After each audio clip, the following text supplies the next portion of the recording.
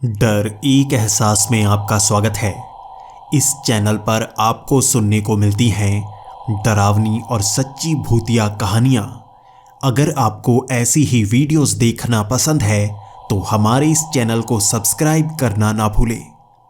तो अब बढ़ते हैं आज की कहानी की ओर।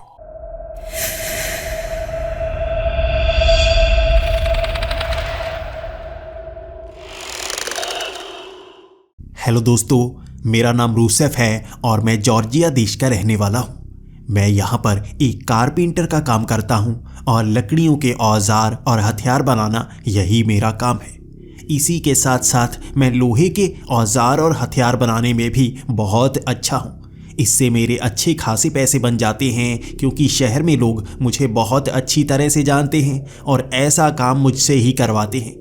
इसलिए मैंने एक बड़ा सा शोरूम भी खोल रखा है, लेकिन मैं काम अपने इस गैरेज में ही करता हूँ। यहाँ गैरेज में कुछ गाड़ियाँ खड़ी हैं और यहाँ उन्हें देखते देखते लकड़ी और लोहे का काम करना मुझे बहुत ज़्यादा पसंद है।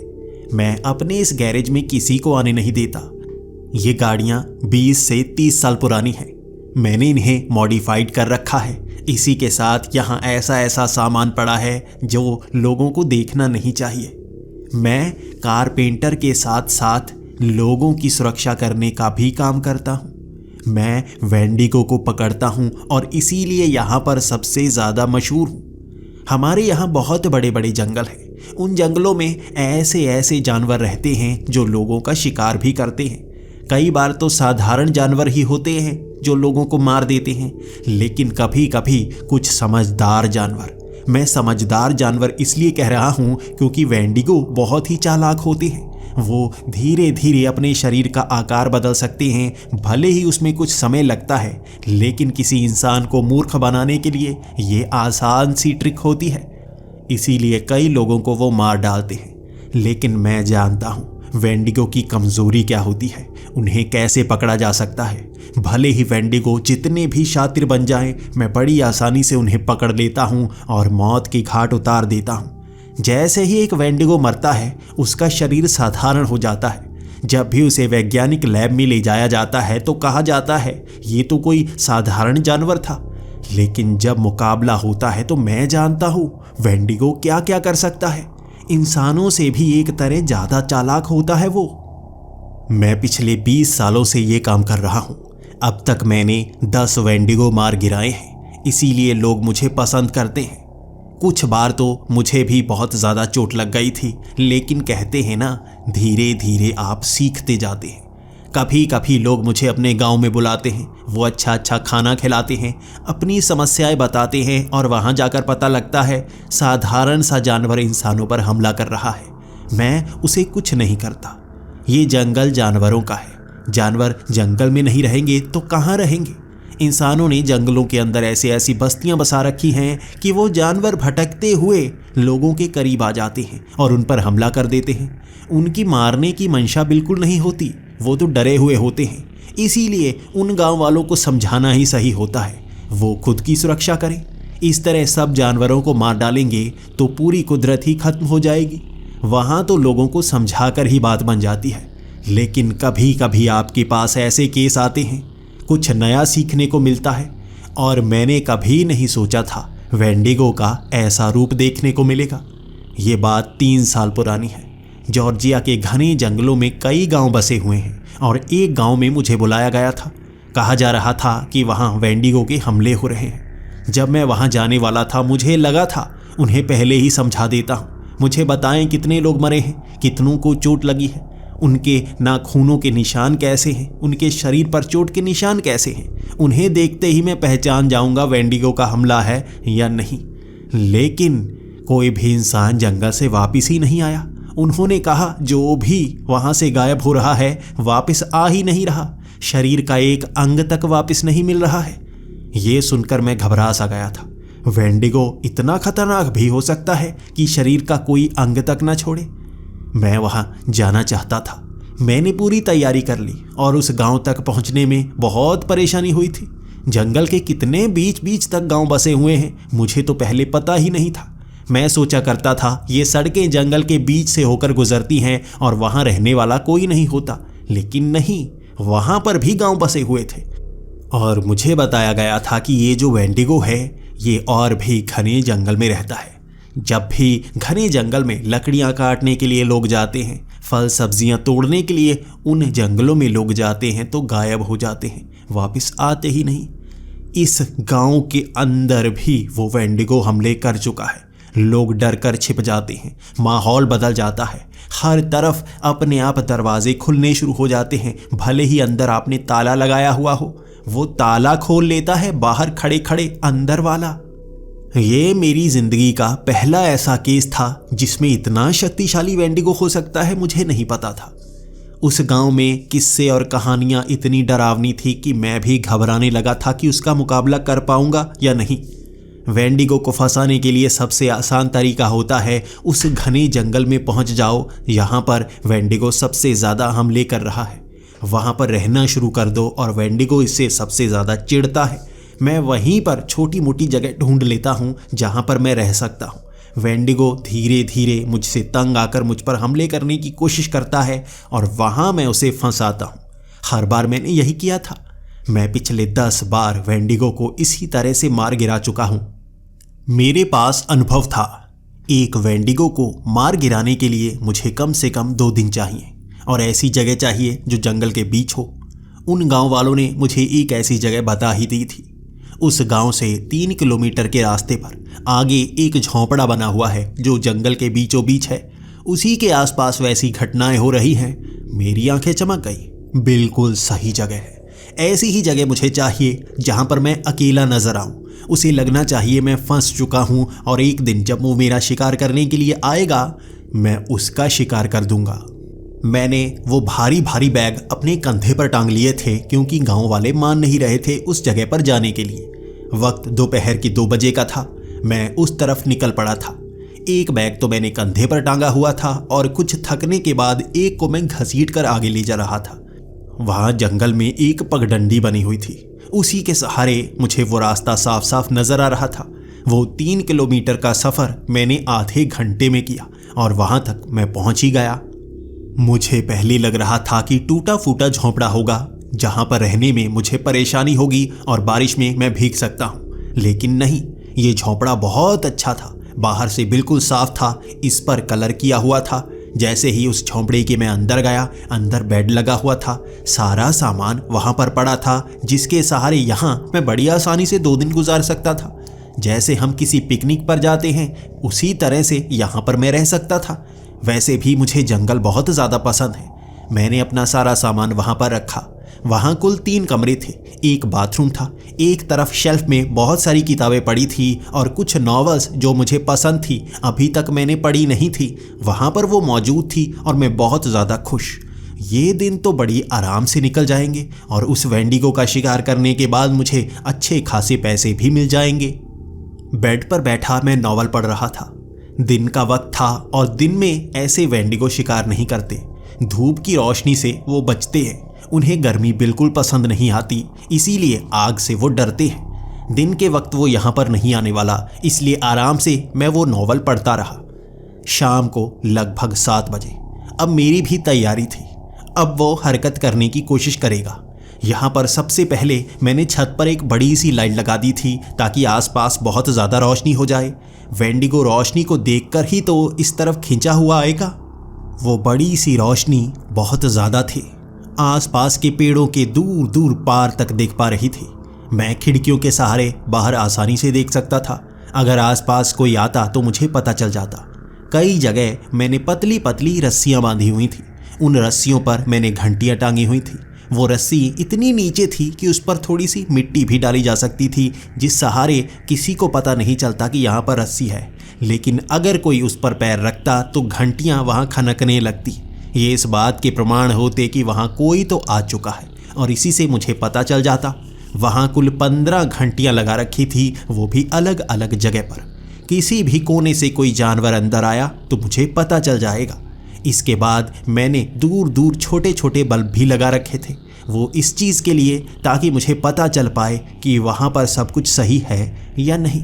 लंबी लंबी तारें उन पेड़ों की ऊपर से गुजर रही थीं और ये सब कुछ देखकर एक वेंडिगो पहचान जाएगा कि कोई यहाँ पर रहने के लिए आया हुआ है। वो धीरे धीरे हमला करना शुरू करता है। ऐसे नहीं कि सीधा आपको देखे और आपको मौत के घाट उतार दे। पहले वो आपको फंसाता है, कुछ हरकतें करता है, आप उसका पीछा करें, ऐसी जगह पर पहुंच जाएं जहां आप भाग ना पाएं। वहां वो आपको मार गिराता है और आपके शरीर को खा जाता है। बस उसे फंसाने के लिए मैं भी मजबूर लगना चाहता हूँ, डरपोक लगना चाहता हूँ। मैं यहाँ पर 2 मोटी मोटी गन भी लेकर आया था। इसी के साथ तलवार और चाकू भी लेकर आया था। मैंने अपनी एक टांग पर चाकू टांगा हुआ था, पीठ पर तलवार टांगी हुई थी, गन मैंने अपने कमर पर टांगी हुई थी और इस सहारे मैं उससे बचने की पूरी कोशिश करूंगा। वेंडिगो कभी कभी आपको नुकसान भी पहुंचा सकते हैं, भले ही आप उनकी जितनी भी जानकारियां रखते हों। लगभग 9 बजे तक वहाँ कोई हरकत हुई ही नहीं, ना तो कोई जानवर आया और ना ही वेंडिगो। अब मैं थोड़ा परेशान होने लगा था। इतनी रोशनी कर रखी है, यहाँ पर वेंडिगो घूमता होना चाहिए, मुझे परेशान करना चाहिए, लेकिन यहाँ कोई नहीं। तो वहाँ पर एक म्यूज़िक सिस्टम पड़ा था। मैंने जो गाना लगा हुआ था वही चला दिया, आवाज़ ऊंची कर दी। अब ये आवाज़ उस जंगल में बड़ी आसानी से गूंज रही थी और हर कोने में जा रही थी। इससे ज़्यादा मैं कुछ नहीं कर सकता था। वेंडिगो को मैं खुद बुला रहा था, आ मेरा शिकार कर। और वहाँ धीरे धीरे हरकत होना शुरू हो गई। मैंने नहीं सोचा था कि मैं उस स्पीकर की आवाज़ इतनी ऊंची करूंगा कि घंटियों की आवाज़ सुनाई नहीं देगी। तभी आसपास लाइट जैसे बार बार बंद होने लगी, चलने लगी। ये संकेत थे आसपास कोई है।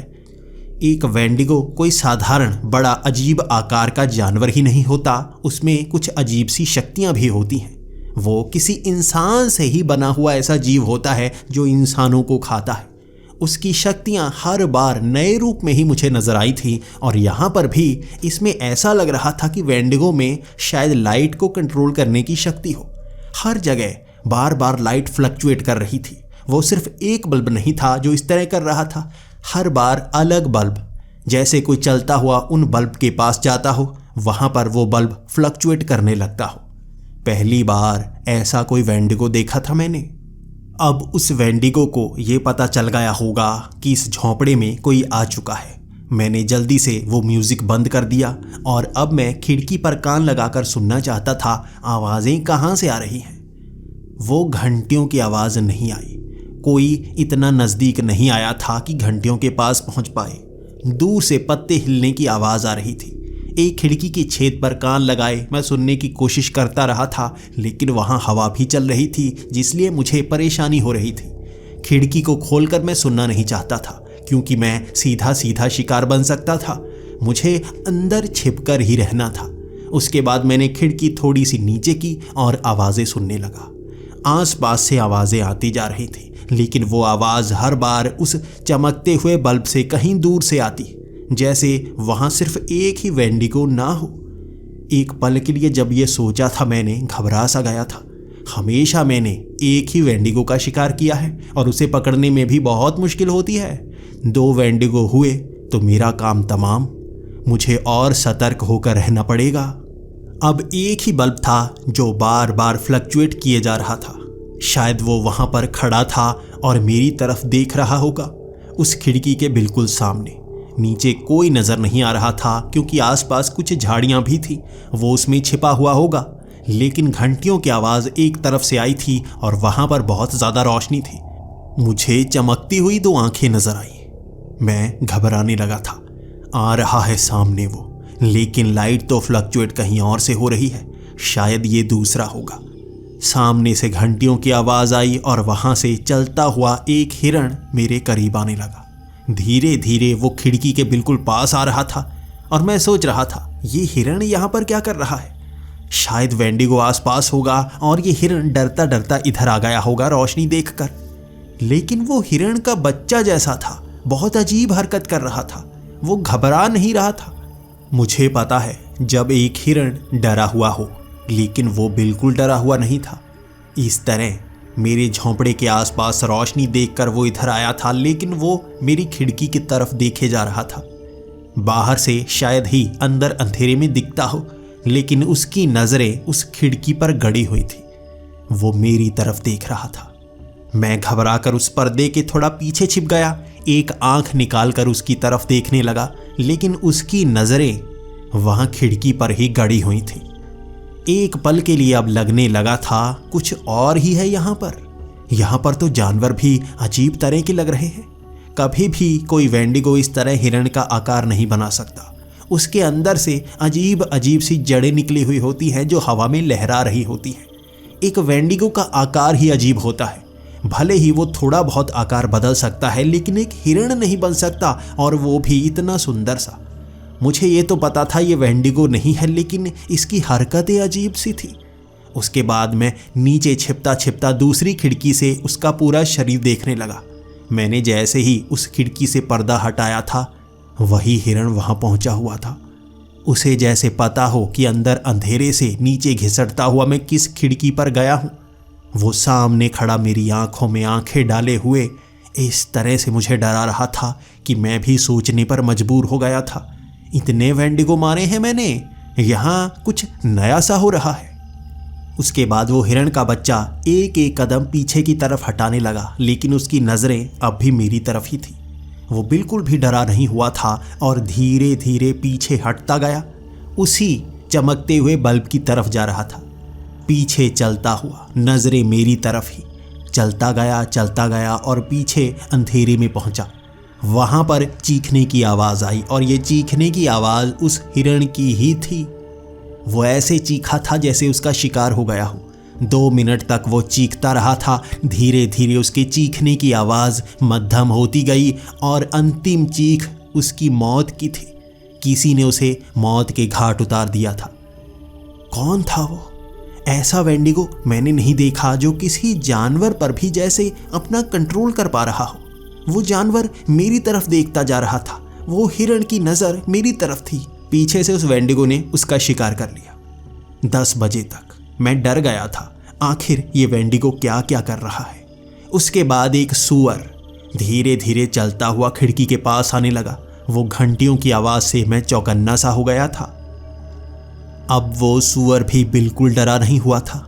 जिस खिड़की पर मैं खड़ा था वो मेरी तरफ देख रहा था। बाहर मैंने इतनी रोशनी कर रखी थी कि अंदर पूरी तरह से अंधेरा था और बाहर से कोई खिड़की के अंदर देख ही नहीं सकता था, लेकिन वो जैसे देख पा रहा था। मैं 2-3 खिड़कियों पर गया। मैं घर के चारों तरफ घूमा और वो सूअर वहां पर पहुंच जाता और बार बार खिड़की की तरफ झांकता रहता। अब आसपास कहीं से भी कोई बल्ब फ्लक्चुएट नहीं कर रहा था। मैं ये जानता था वो वेंडिगो अब आसपास नहीं होगा, लेकिन हो सकता है वो शक्तियों को इस तरह से भी चला पाए कि बल्ब फ्लक्चुएट ना कर रहा हो और वो वहीं पर खड़ा हो। धीरे धीरे वो सूअर पीछे हटने लगा था, बिल्कुल उस हिरण की तरह। जैसे ही वो एक पेड़ के पीछे गया, मैंने वहां किसी को देखा उसका शिकार करते हुए। वो सूअर तड़पने लगा था, चीखने लगा था, लेकिन पेड़ के पीछे कौन था वो मुझे नजर नहीं आ रहा था। वहां पर रोशनी जरूर थी, लेकिन वो पेड़ के पीछे से उस सूअर को शिकार बना चुका था। वो सूअर तड़प रहा था और धीरे धीरे उसके टुकड़े कर दिए गए थे। उसकी 2 टांगों को काट कर वहां उस झोंपड़े के पास फेंका था। दूर से उसने उछाल कर फेंका था और उसके बाद उस सूअर की लाश को भी वहां पर फेंक दिया। उसने उस सूअर को खाने के लिए नहीं मारा था, मुझे डराने के लिए मारा था। अब मैं ये जानता था कि वेंडिगो का शिकार करने के लिए मुझे इस झोंपड़े से बाहर निकलना होगा, लेकिन आज पहली बार मेरी टांगें भी कांप रही थी। मेरे पास हथियार मौजूद थे, लेकिन ये कुछ नई तरह का वेंडिगो था जो मुझे इस तरह से डराना चाहता था कि मैं मौत को पहले से महसूस कर पाऊं। अब वहां पर मुझे लाल रंग की 2 चमकती हुई आंखें नजर आ रही थी। अमूमन एक वेंडिगो का आकार 8 से 10 फुट तक का भी हो सकता है, लेकिन ये आंखें 4 फुट पर थी। सिर्फ आंखें दिख रही थी। वहां अंधेरा था। झाड़ियों के पीछे से कोई मुझे घूर रहा था। ये कोई जानवर भी हो सकता है, वेंडिगो भी हो सकता है, लेकिन जिस तरह से वो देख रहा था मुझे लगा ये वेंडिगो ही है। अब ये क्या करेगा मैं नहीं जानता था, लेकिन मैं बाहर तब जाऊंगा जब मुझे लगेगा मैं इसे मार सकता हूँ। पहले तो पहचानने की कोशिश करूंगा कि ये क्या क्या करता है और कैसे फंसाता है। क्या ये सबसे शातिर वेंडिगो है? इससे पहले इस तरह का वेंडिगो मैंने कभी नहीं देखा था। अब रात के 1 बजे के बाद वहाँ अजीब अजीब सी आवाज़ें आना शुरू हो गई थी। मेरे इस झोंपड़े के आसपास से आवाज़ें आ रही थी। हर तरफ से खुरचने की आवाज़ें। मैं उन खिड़कियों के सहारे बाहर झांकता जा रहा था। वेंडिगो कहाँ है? क्या वो अंदर आने की कोशिश कर रहा है? हर दीवार से आवाज़ आ रही थी। शायद कोई बाहर से हर तरफ की लकड़ी को खुरचता जा रहा था, लेकिन ये कौन हो सकता है? तभी एक तरफ से छोटा सा छेद दिखना शुरू हो गया। कोई था जो दांतों से लकड़ी को काट रहा था और उसमें छेद बना रहा था। कोई इस झोंपड़े के अंदर आना चाहता था और वैसी आवाज़ें हर तरफ से आ रही थी। तभी वहां छेद हुआ और एक काले रंग का चूहा उस झोंपड़े के अंदर आ गया। वो चूहा जैसे ही अंदर आया एक जगह पर बैठ गया और मेरी तरफ घूरने लगा। दूसरी तरफ से भी छेद हुआ, वहां से भी चलता हुआ चूहा आया, नीचे बैठ गया और मेरी तरफ घूरने लगा।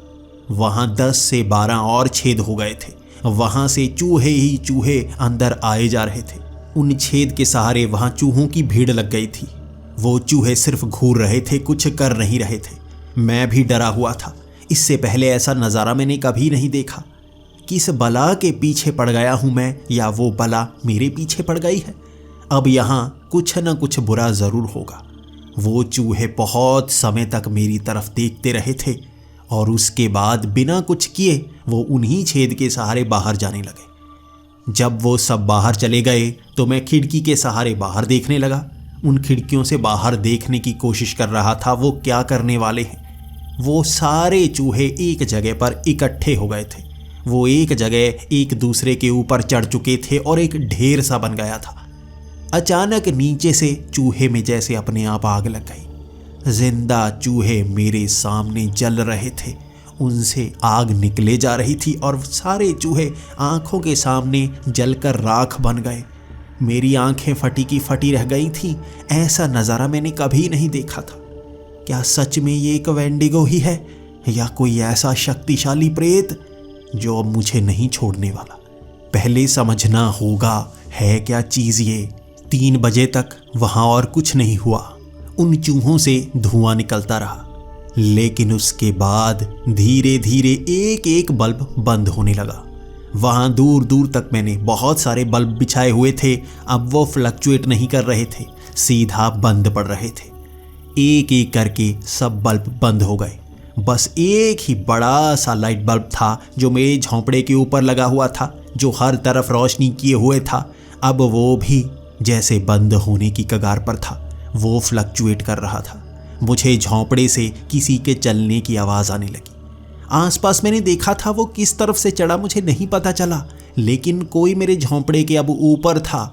मैं बाहर जाकर देख सकता था, लेकिन मेरे अंदर की जो हिम्मत थी वो जवाब दे चुकी थी। मैं समझ नहीं पा रहा था ये क्या है। उसके बिना मैं बाहर नहीं जाने वाला। मैंने उस दरवाजे को भी इस तरह से बंद कर रखा था कि मोटा लकड़ी का फट्टा फंसा दिया था ताकि कोई अंदर ना आ सके। लेकिन ऊपर से चलने की आवाज़ आई और वो बड़ा सा लाइट बल्ब भी बंद हो गया। अब मैं सोच में पड़ गया था क्या करूं। अंदर भी अंधेरा ही अंधेरा, बाहर भी अंधेरा ही अंधेरा। बस वो चांद की रोशनी ही बाहर थी जिसके सहारे कुछ कुछ नजर आ रहा था। धीरे धीरे ऊपर से चलने की आवाज़ नीचे तक आई। झोंपड़े से कोई उतरा। वहाँ पत्तों पर किसी के छलांग लगाने की आवाज़ आई थी। ये कोई जानवर भी हो सकता है और वो वेंडिगो भी हो सकता है। मैं जानना चाहता था। एक खिड़की के पास गया मैं। उस कांच की खिड़की से मैं बाहर देखने लगा। कोई था जो काले रंग का दिख रहा था। यहाँ चांद की रोशनी ज़्यादा साफ नहीं थी, मैं ज़्यादा देख नहीं पा रहा था, लेकिन ये 4 फुट का कोई जानवर था जो इंसानों की तरह 2 पैरों पर चल रहा था। यकीनी तौर पर या तो ये भालू हो सकता है या वो वेंडिगो हो सकता है। मुझे पूरी तरह से पक्का करना होगा। लेकिन थोड़ा आगे चलकर जिस तरह से वो घूमकर मेरी तरफ देखने लगा था, मैंने कहा ना, ये कोई भालू नहीं, ये वही है। उसका आकार 4 फुट का है। मैंने इतना छोटा वेंडिगो कभी नहीं देखा था और आज मुझे लगा था ये छोटा ज़रूर है लेकिन शक्तिशाली बहुत है। वहाँ खड़ा हुआ वो मेरी तरफ देखे जा रहा था। पास के पेड़ के कारण उस पर चांद की रोशनी इतनी साफ नहीं पड़ रही थी कि मैं पूरा आकार देख पाता। चमकती हुई आंखें और उसका कद, बस यही देख सकता था। उसके कदम पीछे की तरफ जाते गए। धीरे धीरे वो उन झाड़ियों में गायब हो गया। उसकी आंखें उन झाड़ियों में दिखती रही थी। 5 बजे के बाद वहां रोशनी होना शुरू हो गई। जैसे ही सूरज धीरे धीरे ऊपर की तरफ आ रहा था, रोशनी बढ़ती जा रही थी और वहां से वो कब गायब हो गया मुझे नहीं पता चला। पूरी रात मैं सो नहीं पाया था। मुझे लग रहा था कि बस मैं मरने ही वाला। इससे पहले ऐसे वेंडिगो का कभी मुकाबला नहीं किया। पहली रात में मैं हर वेंडिगो को पकड़ने की कोशिश कर चुका होता था, लेकिन यहाँ तो मैं अपने झोंपड़े से बाहर तक नहीं निकला था। अब मैं खुद से सवाल कर रहा था, क्या दूसरी रात यहाँ बितानी होगी या वापस चल पड़ूं? अगर यहाँ रहा, हो सकता है इस बार वो वेंडिगो मुझे मौत के घाट उतार दे। लेकिन इस बार अगर मैं खाली हाथ उस गांव में पहुंच गया तो इज्जत को बहुत नुकसान होगा। कोई मुझ पर भरोसा नहीं करेगा और बुज़दिल कहेगा, जो डर कर आ गया वापस। लड़ना तो पड़ेगा मुझे, लोगों की मदद तो करनी ही होगी। अब मुझे नई तरह के जाल को बिछाना होगा। इस जाल में उस वेंडिगो को फंसाना होगा। मैं उस झोंपड़े से बाहर आया था क्योंकि ये दिन की रोशनी थी और वो मुझे नुकसान नहीं पहुंचा सकता था, इसलिए मैंने टहनियाँ तोड़ना शुरू कर दिया। मोटी मोटी टहनियाँ मैं उस औजारों से काट रहा था, आगे से तीखी कर रहा था और रस्सियों के सहारे इस तरह से उन पेड़ों पर बांध रहा था ताकि वहां पर कोई आए तो इसमें फंस जाए। मैं ज़मीन में खड्डे खोद रहा था, नीचे नुकीले हथियार डाल रहा था जो लकड़ियों के बने हुए थे। ऊपर से घास में इस तरह से मिट्टी लगा रहा था कि कोई भी उस पर पैर रखे तो वहां नीचे फंस जाए, और अगर वो वेंडिगो इसमें फंसा तो निकल नहीं पाएगा। हर तरफ मैंने इसी तरह से जाल बिछा दिया था। सिर्फ मुझे पता था बाहर जाने का रास्ता क्या है। कोई भी अगर अंदर आता और डर कर भागता तो वहां उन खड्डों में फंसकर यकीनी तौर पर मर ही जाता। इसके बाद और भी कई हथियार मैंने लकड़ियों पर बांध बांध कर ऊपर टांगे हुए थे। मैंने उस झोंपड़े के अंदर उन रस्सियों को बांध रखा था। जैसे ही मैं खोलता, ऊपर से बौछार होती उन तीखी लकड़ियों की। वहां मैंने बंदूक भी एक पेड़ पर बांधी हुई थी और एक धागा जो इस झोंपड़े के अंदर आता था। मैं 2-3 धागों के सहारे उसका निशाना भी सही जगह सेट कर सकता था। यहाँ अंदर से ही मैं बाहर गोली चला सकता था, वो भी बहुत दूर तक। बस निशाना सही होना चाहिए। पूरा दिन मैं ये सब करता रहा था। हर तरह का जाल बिछा दिया था जो एक वेंडिगो को फंसाने के लिए काफ़ी होता है। वहाँ सूखी झाड़ियाँ भी रखी हुई थी मैंने, वो भी अपने झोंपड़े के पास। उन सूखी झाड़ियों के नीचे मैंने बुरादा भी बहुत ज़्यादा फैला रखा था और वहाँ मैंने कुछ जल्दी से जलने वाले केमिकल भी बिछा दिए ताकि एक तरफ से आग लगाऊं और जल्दी से पूरी तरफ आग ही आग हो जाए। आग से ही तो डरते हैं ना, आग से ही तो डरते हैं ना वो वेंडिगो।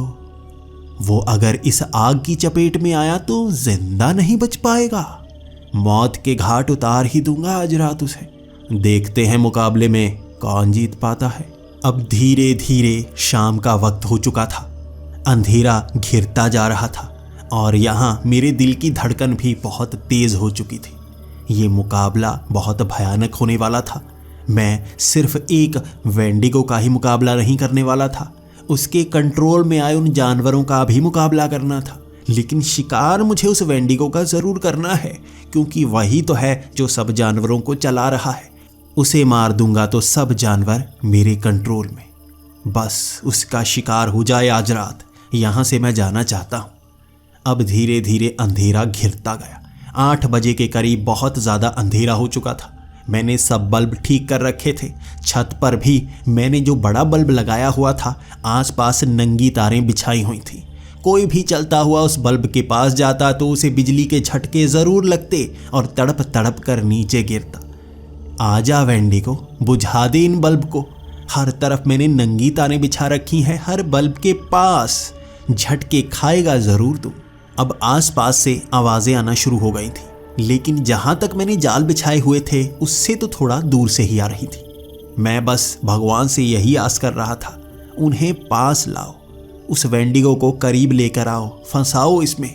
लेकिन वो आवाज़ें आसपास से ही आती रहीं, उनके करीब वो नहीं जा रहा था। जैसे उसे पता चल रहा था यहाँ पर कुछ तो हिलाया गया है। वो दूर से ही इधर उधर घूमता जा रहा था। वो परछाई मुझे दिख रही थी। मैं उसे साफ साफ देखना चाहता था लेकिन देख नहीं पा रहा था। ये कैसा शर्मीला सा वेंडिगो है। मैंने हर बार वेंडिगो को देखा है, चाहे जितनी भी लाइट लगा दो, वो सामने से चलकर आता है, आंखों में घूरता है और आपको डराता है। उसके बाद उसके जो टहनियाँ निकली होती हैं वो बाहर की तरफ लहराने लगती हैं। उसके बाद वो हमला बहुत भयानक करता है, लेकिन वो पहले हमें अंदर से डराने में खुश होता है। इस तरह से डरा देता है कि मौत ही अच्छी लगने लगती है। ये तो खुद शर्मा रहा है, करना क्या चाहता है। मैं वहाँ इंतज़ार करता रहा था। आज 9 बजे तक आवाज़ें ही आती रहीं चलकर जाने की। वो शायद देख रहा था यहाँ क्या क्या बदला है। इतना शातिर वेंडिगो मैंने कभी नहीं देखा था। ये पहला मुकाबला होगा ऐसे दिमाग वाले वेंडिगो से। उसके बाद मैंने देखा एक जाल में कुछ गिरा। ये चीखने की आवाज़ आ रही थी। ये वेंडिगो की आवाज़ नहीं थी, ये किसी जानवर की थी। शायद ये सूअर होगा जो उस जाल में फंस गया। वो खड्डे में गिरा और उन तीखी लकड़ियों में उसका शरीर फंस गया होगा। धीरे धीरे उसकी मौत हो ही जाएगी। मैं बाहर निकलकर भी उसे बचा नहीं सकता था, क्योंकि वो शातिर वेंडिगो कुछ कर रहा है। क्यों वो फिर से उन सूअरों को, उन जानवरों को यहाँ ला रहा है। कुछ समय बाद और जानवर उन खड्डों में फंसते गए, लेकिन वो वेंडिगो नहीं थे। और जानवर फंस रहे थे, लेकिन वेंडिगो दूर ही कहीं पर था। वो परछाई वेंडिगो की ही लग रही थी, जो आसपास घूम कर देख रही थी यहाँ क्या क्या है। जैसे ही वो सामने वाला बल्ब बंद हुआ, सारे बल्ब फ्लक्चुएट किए थे। यानी उसने हाथ लगाकर बल्ब बंद करने की कोशिश की और झटका खाया है। वहां से रोशनी भी निकली थी। अब मजा आया। एक जाल में तो फंसा वो, उसे झटका जरूर लगा होगा।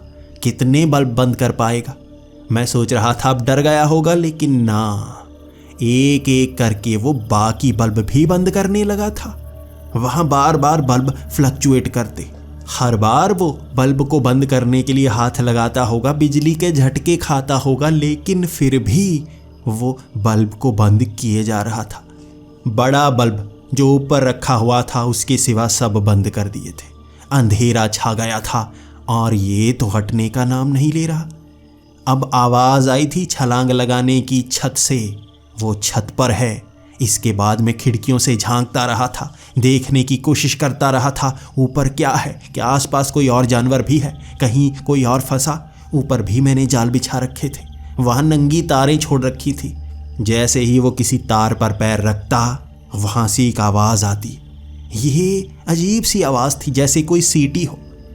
बार बार जब वो पैर रखता, इस सीटी की आवाज़ आती और बाद में उसने बल्ब को भी बंद कर दिया। चारों तरफ पूरी तरह अंधेरा छा चुका था, लेकिन दर्द उसे भी हुआ होगा। जो छत पर मैंने नंगी तारें छोड़ी थी, उस पर वोल्टेज भी ज़्यादा थी। कोई वेंडिगो इस वोल्टेज को सह नहीं सकता। ये सह गया था, फिर भी बल्ब को बंद करके ही रहा था। अब मैं और क्या कर सकता था। मेरे हाथ में कुछ तारें थी। मैंने अंदर प्लग में वो तारें लगाई, बल्ब हाथ से बाहर फेंक दिए। अब इन बल्ब को बंद करने के लिए सामने तो आना ही होगा। जैसे ही जो एक तरफ वाला बल्ब मैं देख रहा था, दूसरी तरफ वाला बल्ब वो कहीं उठाकर ही ले गया। अंदर से तार खींची थी और वो इतनी तेजी से तार खींची थी कि मेरी आंखों के सामने से जैसे गायब हो गई।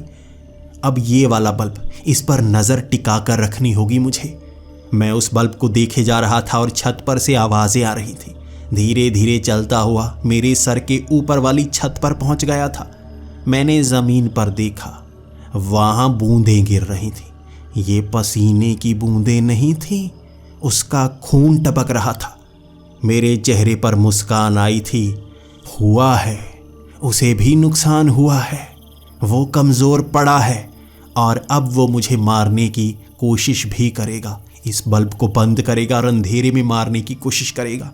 अंदर से मैंने औजार उठा लिए थे, आग जलाने के लिए पूरा सामान उठा लिया था। उस पर गोलियां भी चलाऊंगा और जलाने की कोशिश भी करूंगा। वो चोट खा चुका है, अब यही मौका है उसे मारने का। अचानक से ऊपर से उसने छलांग लगाई और मैं उसे बस देखना ही चाहता था। उसका थोड़ा सा रंग देख पाया था, वो चमक रहा था। लेकिन उस बल्ब पर छलांग लगाते ही वो बल्ब भी बंद। उसे झटका भी लगा होगा। वहाँ पर स्पार्क भी हुआ था, लेकिन वो स्पार्क के ऊपर ही खड़ा रहा था, जैसे वो मेरी तरफ देख रहा हो। इतनी पास था वो मेरे कि कभी भी उस झोंपड़े के अंदर आ सकता था, लेकिन वो चोटिल था। मैं भागता हुआ गया। सब हथियार मैंने उठा लिए थे और अब खोला था मैंने दरवाज़ा। अब मैं मुकाबला करूंगा उसके साथ। भले ही उसने हर तरफ का बल्ब बंद कर दिया है, नज़र तो आएगा ही। देख चुका हूँ वो 4 फुट का जानवर वेंडिगो। अब उसका शिकार करने का समय है। मैं भागता हुआ पीछे गया था जहाँ पर उस बल्ब पर वो खड़ा हुआ था, लेकिन अब वो वहाँ से जा चुका था और उसे भागते हुए देखा मैंने उन झाड़ियों में। वो मुझसे अब दूर जाना चाहता था। वो मुझसे बहुत ज़्यादा गुस्सा था, लेकिन चोट खा चुका था, इसलिए बदला लेने वापस आएगा। उससे पहले मुझे उसे मारकर यहीं पर ख़त्म कर देना है। वो उन जाल से इस तरह से बचता हुआ निकल रहा था जैसे उसे पता हो कहाँ कहाँ पर जाल बिछाया गया है, कहाँ पैर रखने के बाद उस पर वो तीखी धार वाली लकड़ियाँ चुभेंगी। वो जानता था। वो बचता बचता वहाँ से निकला और मुझे तो पता था, मैंने तो खुद जाल बिछाया था, तो मैं भी वहाँ से बच निकला और उसका पीछा करता गया। उन झाड़ियों में वो भाग रहा था 2 पैरों पर। वो कोई जानवर नहीं हो सकता है वो वेंडिगो किसी इंसानी आकार में आ चुका हो, लेकिन आज मुझसे बचेगा नहीं। मैं दूर से वो भाग रहा था, पीछे गोलियां चला रहा था। वो गोलियों से बार बार छलांग लगाकर बचे जा रहा था। मैं ज़्यादा गोलियां भी नहीं चला सकता था। कई बार वेंडिगो इसी तरह आपको फंसाते हैं। वो गोलियों से बचते रहते हैं, आपकी बंदूक खाली हो जाती है और फिर खड़े होकर आप पर हमला करते हैं। इसीलिए मैं 2 गन रखता हूँ, एक बहाना लगाने के लिए और बाद में दूसरी इस्तेमाल करने के लिए। मैं गोलियां चलाता गया। उसके बाद मेरी उस बंदूक की गोलियां ख़त्म हो गई। मैं बार बार क्लिक किए जा रहा था ताकि उसे लगे गोलियां ख़त्म हो चुकी हैं, लेकिन मैं उसके पीछे भागता रहा। वो मुझसे दूर जाना चाहता था। वो एक पेड़ के पीछे छिप गया। वहाँ पर मैंने जानबूझकर उस खाली बंदूक को 2-3 बार क्लिक किया, उसका ट्रिगर दबाया। वो आवाज़ उसे भी सुनी। उसके बाद वो पेड़ से बाहर निकला। मैं जानता था फंस गया बेवकूफ़। ये वेंडिगो भले ही जितने भी चालाक बने, लेकिन ये जानते हैं कैसे फंसना है। धीरे से मैंने दूसरी बंदूक अपने दूसरे हाथ में पकड़ ली। आजा, करीब आजा। जो भी वेंडिगो होते हैं वो आंखों में आंखें डालकर आपको मौत के घाट उतारते हैं। मैं इंतज़ार कर रहा था, आ मेरे करीब आ, मरने की बारी आज तेरी है। वो धीरे धीरे चलता हुआ मेरे करीब आ रहा था। मैं भी थर थर काँप रहा था, लेकिन फिर भी मुझे पता था हाथ में बंदूक मेरे है, मैं उससे आगे हूँ। वो धीरे धीरे चलता हुआ बिल्कुल मेरे सामने आया। वहाँ मैं उसे साफ साफ नहीं देख पा रहा था, अब भी कुछ दूर था वो, लेकिन उसका आकार मुझे वेंडिगो जैसा नहीं लगा। उसका धड़ ज़्यादा चौड़ा था जबकि टांगें छोटी थी, बाजुएं ज़्यादा लंबी सी दिख रही थी। पीछे से आ रही रोशनी के कारण मैं आगे का हिस्सा नहीं देख पा रहा था, काली परछाई जैसी लग रही थी वो मुझे। मैंने दूसरी बंदूक निकाली और जल्दी से उस पर निशाना लगाना शुरू कर दिया। वो जानता नहीं था मेरे पास 2 बंदूकें हैं। दूसरी बार मैंने गोली सीधी उसकी छाती पर मारी थी। 2 गोलियां मारी थी, जिस कारण वो पीछे जा गिरा था। वो ज़रूर जख्मी हुआ होगा, लेकिन मरा नहीं होगा। एक वेंडिगो को मारने के लिए उसे जलाना पड़ता है। बिना जले वेंडिगो का अंत नहीं होता, वो घाव भर सकता है। वो ज़मीन पर पड़ा था और मैंने बंदूक अपनी कमर पर बांध ली। अब मैं उसे देखूंगा और जलाकर मौत के घाट उतार दूंगा। अब ज़मीन पर पड़ा था वो और ऊपर से चांद की रोशनी पड़ रही थी। मैंने भी चेहरे पर आया हुआ वो पसीना साफ किया, चलता हुआ उसके करीब गया और उसका चेहरा साफ साफ दिखा था। वो वेंडिगो नहीं था, वो एक एलियन जैसा कुछ दिख रहा था। बड़ा सा सर, आंखें काले रंग की थी और उस पर पारदर्शी पलकें। उसका रंग ग्रे सा था। वो छोटे 4 फुट के आकार का था। छाती पर गोलियां पड़ी थी और हरे रंग का खून निकल रहा था उसका। अगर ये वेंडिगो है ही नहीं तो इसे आग से नहीं मारा जा सकता, इसे गोलियों से ही मारा जा सकता है। जल्दी से मैंने कमर पर टंगी उस बंदूक को निकालना चाहा, लेकिन वो जल्दी से उठ खड़ा हुआ। वो गोलियां आधी बाहर थीं। उसका शरीर ज़्यादा सख्त था, इसलिए गोलियां उस शरीर को भेद नहीं पाई थी। मैं उस बंदूक को उस पर चलाना चाहता था, लेकिन मेरा हाथ उसने पकड़ रखा था। 3 ही उंगलियां थी उसकी, लेकिन बहुत लंबी सी। मेरे हाथ को इस तरह से पकड़ा हुआ था कि हाथ में सुइयां सी चुभ रही थी। उसकी उंगलियां मोटी थी, वो ट्रिगर को नहीं दबा सकता था, लेकिन मेरे हाथ से उस बंदूक को छीन चुका था। मैं जानता था वो बंदूक नहीं चला पाएगा, लेकिन मुझे चाकू से उसका मुकाबला करना होगा। जैसे ही उसने बंदूक एक तरफ फेंक दी, वो मुझ पर हमला करने के लिए आया। वो छोटा सा मुंह जैसे ही खुला, अंदर से बड़े बड़े दांत और लंबी सी जीभ जैसे मुझे नोचने को आ चुकी थी। उसकी जीभ पर भी छोटे छोटे दांत बने हुए थे, यानी मुंह के अंदर एक जीभ और उस जीभ में भी मुंह सा बना हुआ था जो काटने के लिए मेरे करीब था। उसकी बाजू तो मैंने पकड़ ली थी, लेकिन वो जीभ बार बार मेरे चेहरे को नोच रही थी। मेरे हाथ का चाकू उसने एक तरफ किया हुआ था, लेकिन तभी मैंने घुटने का इस्तेमाल किया और उसे पीछे फेंक दिया। उसकी कमर पर पड़ा वो भारी घुटना शायद उसके लिए दर्द कर रहा था। वो गोलियां उसकी छाती पर थी, जिस कारण उसे दर्द हो रहा था। एक तरफ गिरने के बाद उसके मुंह से भी खून निकला। जख्मी तो हुआ है ये, अब इसे मारने का यही मौका है। उस चाकू को लिया, मैं उसका गला काटना चाहता था और उसके शरीर पर 2-3 बार चाकू मारा। वो सख्त चमड़ी थी, जल्दी कट नहीं पा रही थी, लेकिन जब मैंने पूरा जोर लगाकर वो चाकू उसकी पीठ में गाड़ा, 2 इंच तक अंदर जरूर गया था। जब बाहर निकाला तो वो दर्द से करहने लगा। अब वो मुझ पर हमला नहीं करना चाहता था, मुझसे दूर भागना चाहता था। उसने मुझे धक्का दिया और भागना शुरू कर गया। मैं उसका पीछा कर रहा था। मौका यही है उसे मारने का, जिंदा नहीं छोड़ सकता मैं उसे। बहुत तेजी से पीछा किया था मैंने उसका। कई बार उस चाकू को उसके पीठ में गड़ा देता, लेकिन वो आगे निकल जाता। वो कराहता हुआ अधमरा सा मुझसे दूर जाना चाहता था। सामने जंगल के बीच से रोशनी आ रही थी, जैसे किसी ने लाइट जला रखी हो। वहां जाना चाहता था वो, और मैं उसे रोकने की कोशिश कर रहा था। मैंने कभी एक एलियन का मुकाबला नहीं किया, और यहाँ पहली बार किसी परग्रही के सामने था। उसे मारना चाहता था क्योंकि वो लोगों का शिकार कर रहा था। मैं उसका पीछा करता गया, लेकिन वो रोशनी में घुस गया। यहाँ आसपास अजीब रंग बिरंगे खंभे लगे हुए थे। सामने एक विमान खड़ा था जिसका आकार गोल था। वहाँ रोशनी ही रोशनी थी और मैं अंधेरे से बाहर नहीं निकल सकता था। एक पेड़ के पीछे छिप गया था मैंने देखा वो लड़खड़ाता भागता हुआ गया और आगे 5 और उसी के जैसे खड़े थे। अब मैं समझा ये किसी और ग्रह से आए हैं और इंसानों को मार रहे होंगे, और मैं आगे जाकर इनका मुकाबला नहीं कर सकता। मुझे ये मौत के घाट उतार देंगे जैसे उन लोगों को उतारा था। अब मैं यहाँ से वापस ही जा सकता हूँ, मुकाबला नहीं कर सकता। लेकिन वो कुछ अजीब तरह से आवाज़ें लगा रहा था। वो 5 मेरी दिशा में देखने लगे थे। मैं डर गया, अब ये सब मेरा पीछा करेंगे, मुझे मौत के घाट उतारेंगे। लेकिन पेड़ के पीछे हटने की हिम्मत नहीं थी। मैं हिलना नहीं चाहता था। मैं हरकत करता तो उन्हें पता चल जाता मैं यहाँ पर हूँ। लेकिन उसे खींचते हुए वो विमान के अंदर ले गए। उस विमान से कुल 10 लोग बाहर निकले थे। 10 इंसान, जिनमें से 2 को मैं पहचानता था। 2 उन तस्वीरों वाले थे जो यहाँ से गायब हो चुके थे, लेकिन वो मरे नहीं थे, जिंदा थे। उस विमान से उन सब को बाहर निकाला गया। वो वहाँ खड़े थे।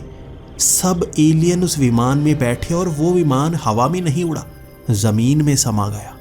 वो ज़मीन में समा चुका था, और वहाँ चांद की रोशनी में 10 लोग इस तरह सन्न खड़े थे जैसे उन्हें होश ही ना हो। वो सब लोग वहीं पर खड़े बस सन्न हुए किसी को देखे जा रहे थे। वो ज़मीन की तरफ झांके जा रहे थे, और मुझे डर था, मुझे ज़िंदा बचना है। कहीं वो विमान ज़मीन से निकलेगा और मुझे पकड़ तो नहीं लेगा। मैं भागना शुरू हो गया था। मैं पीछे भागने लगा था। मैं उस झोंपड़े से भी दूर निकलना चाहता था, क्योंकि उसे पता है मैं कहाँ पर रहता हूँ। झोंपड़े में नहीं जा सकता मैं भागता गया था, थका हांफता उस झोंपड़े से भी पार। 3 किलोमीटर का सफ़र किया था मैंने भागते हुए। मैं उस गांव में पहुंचा था और बहुत ज़्यादा डरा हुआ था। मैं लोगों को बताना चाहता था, लेकिन सांस इतनी चढ़ी हुई थी कि कुछ बोल नहीं पा रहा था। पागलों की तरह मैं चीखें मार रहा था, बार बार बुड़बुड़ाए जा रहा था। मेरे शब्द मेरी ज़बान से निकल तो रहे थे, लेकिन किसी के दिमाग तक नहीं पहुंच पा रहे थे। इतना ज़्यादा डरा हुआ था। मुझे पानी पिलाया गया। 15-20 मिनट लगे मुझे सही तरह से बोलने में, और मैं कहता रहा, कोई वेंडिगो नहीं है, परग्रही। वहाँ परग्रही आते हैं जो लोगों को अगवा करते हैं। वो अब भी जिंदा हैं, वहीं देखे मैंने। उसके बाद वो सुबह तक मैं सो नहीं पाया था। 2 रातें बिना सोए निकाली थी, इसलिए मेरा चेहरा भी मुरझा सा गया था। डर के कारण मैं बीमार हो चुका था और वो 10 लोग जो वहाँ से गायब हुए थे वो वापस आ चुके थे, बिल्कुल सही हालत में। कोई भी ये नहीं कह रहा था कि वहाँ कोई परग्रही था या कोई वेंडिगो था। उन्होंने कहा वो जंगल में भटक गए थे। वहाँ कुछ ऐसे फल हैं जिन्हें खाने के बाद आप बेहोश हो जाते हैं और वहीं पर कुछ दिनों के लिए भटक से जाते हैं। वो सब वापस आ गए थे, इसलिए हर कोई मुझे झूठा कहने लगा। मेरी कहानी किसी ने नहीं मानी थी। पुलिस को मैंने सब कुछ बताया था, हर कोई मुझे झूठा कहता रहा। मैं वापस आ गया और शायद लोग मुझे झूठा ही कहते रहे। अब मुझे कोई भी वेंडिगो पकड़ने के लिए नहीं बुलाना चाहता था। उन्हें लग रहा था कि मैं जानवरों को मारकर वेंडिगो का झूठ हर तरफ फैलाता हूँ। लेकिन वेंडिगो भी होते हैं, ये परग्रही भी होते हैं। ये कुछ ऐसा कर चुके थे जिससे लोग यकीन कर ही ना पाए। अगर उन एलियन ने लोगों को अगवा किया था तो क्यों किया था? वो उनसे क्या करवाना चाहते थे और वापस जिंदा ही क्यों छोड़ दिया? इस चीज़ का जवाब आज भी ढूंढने की कोशिश कर रहा हूँ। कई साल हो गए हैं इस घटना को घटे, आज भी इसका जवाब नहीं जान पाया, न इंटरनेट पर जान पाया। वो लोगों को अगवा करते हैं लेकिन जिंदा क्यों छोड़ देते हैं?